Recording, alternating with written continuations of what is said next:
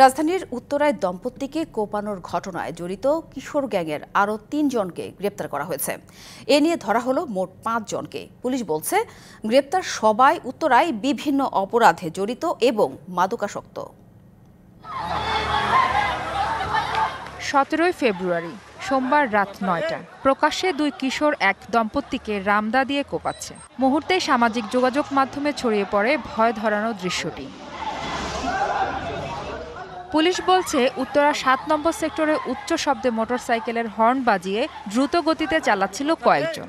এ সময় মোটরসাইকেল এক শিশুকে চাপা দেওয়ার চেষ্টা করে। রিকশায় থাকা দম্পতি প্রতিবাদ করলে মোটরসাইকেলের দুজন তাদের লোকজন ডেকে রামদা দিয়ে ওই দম্পতিকে প্রকাশ্যে কোপানো শুরু করে। এরপর এলাকাবাসী দুজনকে আটক করে পুলিশে দেয়। মামলা হলে এরপরেই মূল আসামিদের ধরতে অভিযানে নামে পুলিশ।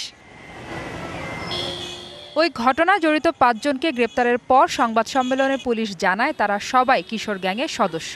তো এই ধরনের উঠতি বয়সীরা যারা মূলত মাদকাসক্ত এবং ডেজার্টেড টঙ্গীর মাজারবস্তি এলাকা থেকে তাদেরকে আমরা গ্রেফতার করি। মাঠের অলরাউন্ডার আমি, আর ঘরের all-rounder Tylox. Tylox toilet cleaner, clean মানেই টাইলক্স। এবং আসামিদের সঙ্গে থাকা যে দুটো রামদা আমরা দেখতে পাই, সেগুলো উদ্ধার করা হয় এবং তাদের ব্যবহৃত ৩টা মোটরসাইকেলের মধ্যে 2টি মোটরসাইকেল আমরা উদ্ধার করতে সক্ষম হই।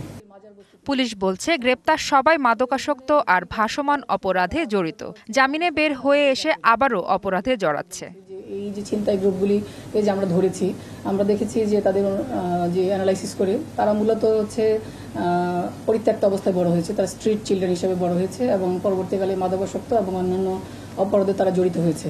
তাদেরকে আমরা যতই অ্যারেস্ট করি, তারা কিন্তু জামিনে বের হয়ে আসে এবং এবং এবং তাদের বিচার কার্যটা অত্যন্ত কঠিন হয়ে পড়ে, কারণ তাদের কোনো স্থায়ী ঠিকানা নেই, তারা মূলত ভাসমান। এদিকে উত্তরায় নানা ধরনের অপরাধ নিয়ন্ত্রণের ব্যর্থতার দায় নিতে নারাজ পুলিশ। সমন্বয়ের ঘাটতি নেই উল্লেখ করে তাদের দাবি, প্রতিদিনই অপরাধী গ্রেপ্তার চলছে। এখানে আমার 5টা পেট্রোল একযোগে কাজ করে রাতের বেলা, তারপরেও আমরা সেটাকে বন্ধ করতে পারছি না।